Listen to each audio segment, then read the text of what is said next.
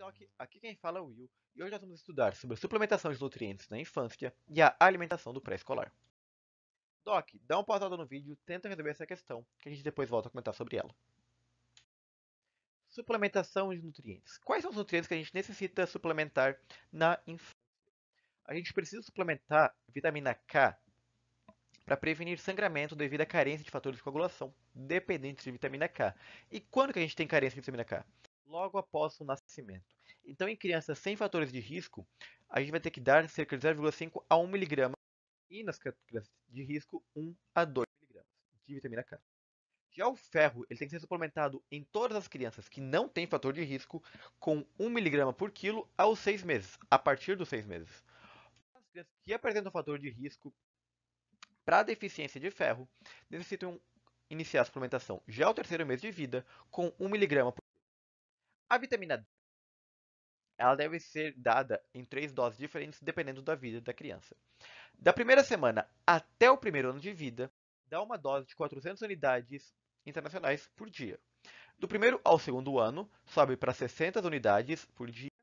E após o segundo ano, se for grupo de risco, 600 unidades por dia.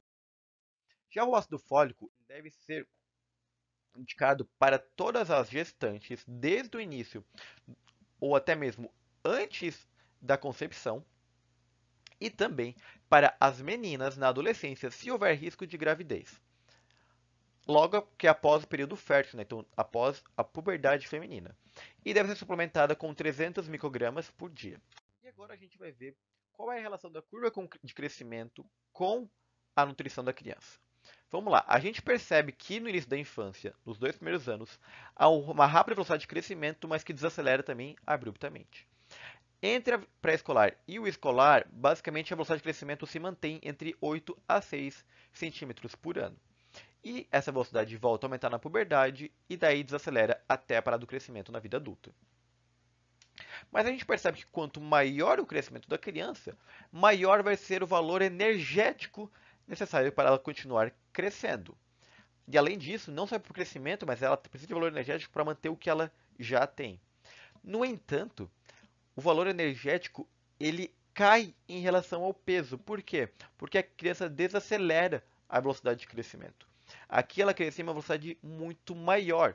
Então, proporcionalmente ao peso dela, ela necessitava de um valor energético muito maior.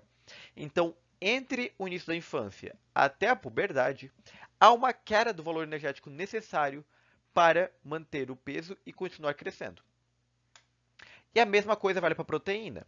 Quanto maior a criança for, maior vai ser a necessidade proteica. No entanto, menor vai ser a necessidade proteica em relação ao peso, porque ela vai ter um peso muito maior e uma velocidade de ganho de peso muito menor. Então, relativamente ao peso, a necessidade proteica é menor. E o mesmo vale para a diferença entre meninos e meninas. Meninos necessitam de valor energético e necessidade proteica maior que as meninas, já que eles têm uma velocidade de crescimento maior na puberdade. E a fome, como é que ela funciona? Ela funciona de acordo com a necessidade de energia. Isso por quê? Porque eu preciso manter aquilo que eu já tenho e eu preciso crescer. A manutenção vai depender do tamanho e do metabolismo dessa criança, enquanto que o crescimento vai depender da faixa etária que ela vai estar. Então, quanto maior a velocidade de crescimento, vai ser maior a fome. Quanto menor a velocidade de crescimento, vai ser menor a fome. Agora a gente vai comparar a curva de crescimento em relação a sempre o período anterior. Então a gente vai comparar o pré-escolar com o lactente, o escolar com o pré-escolar e o adolescente com o escolar, para ver como é que é a evolução de um indivíduo. Em relação ao pré-escolar, a sua velocidade de crescimento diminui após a fase de lactente. Percebe que o lactente cresce muito mais rápido do que o pré-escolar. Por conta disso, as necessidades nutricionais em relação ao próprio peso é menor para o pré-escolar do que o lactente. Como assim? O lactente cresce em velocidade muito alta. Então, proporcionalmente ao peso dele, ele necessita de muito mais nutrientes e muito mais energia do que o pré-escolar necessita para manter o próprio corpo e crescer. Já que o pré-escolar cresce em velocidade muito menor do que o lactente. Por conta disso, o pré-escolar sente uma relativa falta de apetite. Por quê?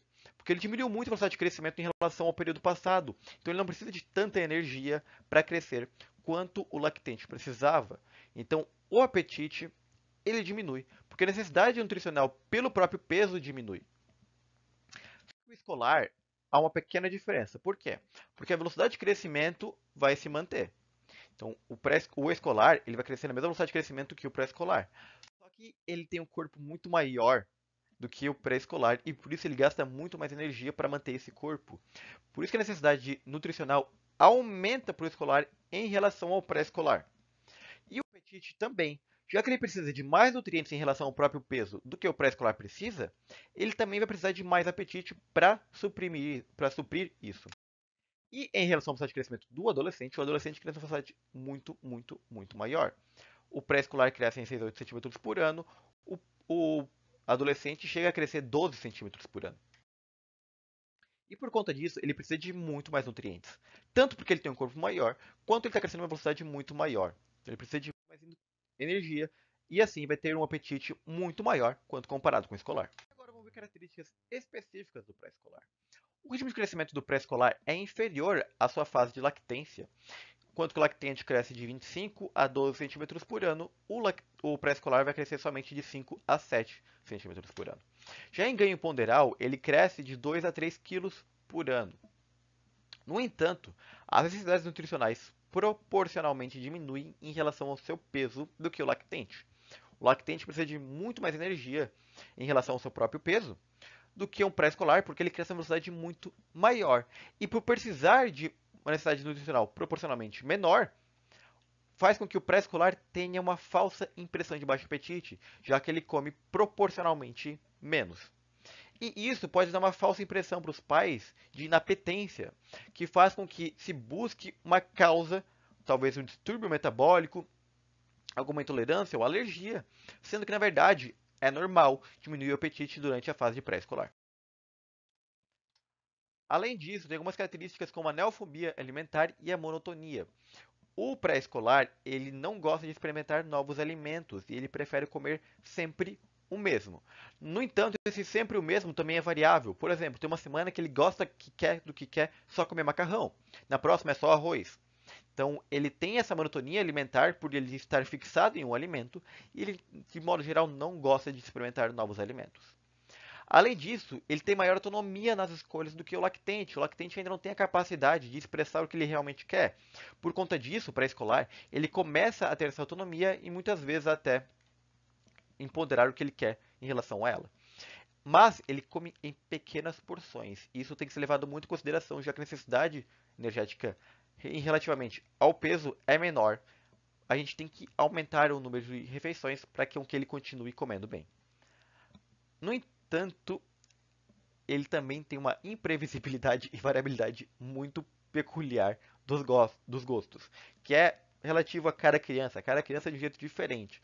Então, é necessário aprender a lidar com ela, aprender a ouvir o que ela gosta e também aprender a lidar com a dificuldade em inserir novos alimentos e ter uma alimentação bem rica, porque é natural da fase essa dificuldade alimentar. Tem um interesse diminuído pelo alimento ainda, já que o pré-escolar ele está conhecendo o mundo ao seu redor, ele tem um conhecimento e uma vontade de muito maior, um interesse muito maior pelo ambiente do que pelo alimento. Ele acha chato ficar parado se alimentando, sendo que ele podia estar brincando. Ele dá uma relevância muito maior ao visual e ao odor dos alimentos, por isso preparar os alimentos e deixá-los de uma forma bem visualmente gostosa é o ideal para que que o pré-escolar tenha uma boa alimentação. Além disso, ele tem um aumento das habilidades. Ele começa a comer sozinho, ele começa a querer comer correndo, brincando, e tem que ser limitado para que ele tenha uma refeição saudável no tempo adequado com uma família. E além disso, ele tem uma maior socialização. Quando ele vê outras crianças comendo e come com elas, ele come melhor. Por isso, é interessante nesse período também haver uma comunhão para comer, tanto em relação à família, quanto em relação aos amigos e a creche se ele for para lá. Então, comer em grupo é muito mais fácil do que comer sozinho ou comer com poucas. Por conta disso, deve-se estabelecer uma rotina alimentar. Já que ele tem certas peculiaridades, como imprevisibilidade do gosto, monotonia, neofobia, é interessante a gente ter uma rotina de saber como alimentar esse lactente. Então, ele tem que comer de 2 a 3 horas, a cada 2, 3 horas, já que ele come em pequenas porções. A gente não deve oferecer alimentos entre as refeições, justamente para não cortar a necessidade de fome que ele tem e assim continuar se alimentando adequadamente. Se ele ficar comendo biscoito, bolacha, salgadinho, bala entre as refeições, ele pode perder fome e pode acabar caindo na monotonia. O esquema assim, tem que ser de 5 a 6 refeições por dia. Um café da manhã, uma fruta de manhã, um almoço, 1 a 2 cafés da tarde, uma janta e uma ceia é o ideal. Seria também ideal que as refeições sejam um local apropriado e confortável para a criança, para que ela compreenda que aquele momento é o momento de se alimentar, já que aquela região, a cozinha com a família reunida, é o ato de alimentação.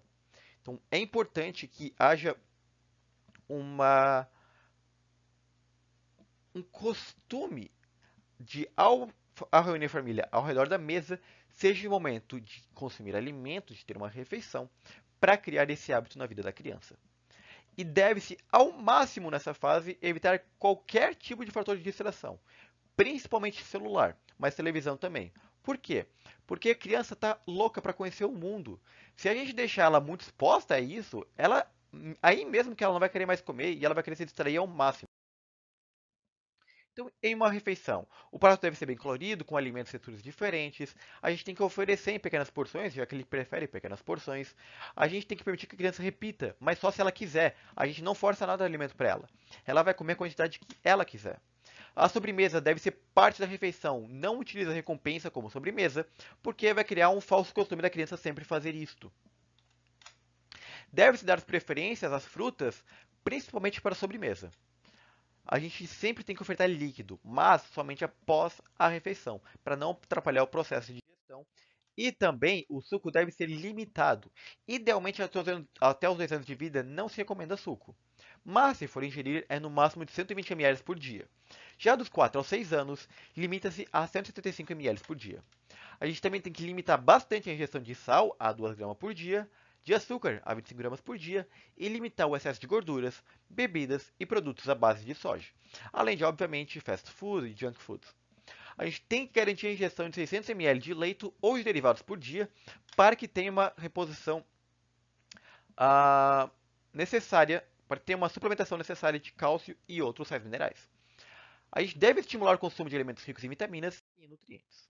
E assim a gente terminou a revisão sobre a alimentação do pré-escolar. A gente vai agora resolver aquela questão. Em relação à alimentação do pré-escolar, podemos afirmar, em decorrência da diminuição da velocidade de crescimento, isso de fato ocorre, não há necessidade de variação no cardápio durante a semana? Definitivamente não. É necessário? Sim. A criança não pode cair na monotonia alimentar. A ingestão de suco de frutas é saudável, não havendo restrição ao consumo? Definitivamente não. A gente falou sobre o porquê não é saudável na aula passada de alimentação do lactente. A inapetência é comum e preocupante, de fato. Devendo-se os pais usar subterfúgios para que a criança coma? Definitivamente não. Comida não é recompensa, comida não tem condição. A criança tem que comer porque ela quer, ela tem que ter prazer na alimentação. A neofobia e o comportamento alimentar imprevisível e variável é bem característico dessa fase? Definitivamente sim, assim como a monotonia alimentar. E agora vamos resolver os flashcards para consolidar bem esse conteúdo. Quanto maior o crescimento da criança, maior ou menor a necessidade energética? Maior ou menor a necessidade energética em relação ao peso e maior ou menor a necessidade proteica. A necessidade energética cresce à medida do crescimento da criança, mas a necessidade energética em relação ao peso diminui, já que a velocidade de crescimento diminui em relação ao lactente. E a necessidade proteica é maior, já que ela tem um corpo muito maior, ela necessita comer mais proteínas do que um lactente. O pré-escolar cresce em um ritmo de 5 a 6 centímetros por ano. E essas são referências dessa aula.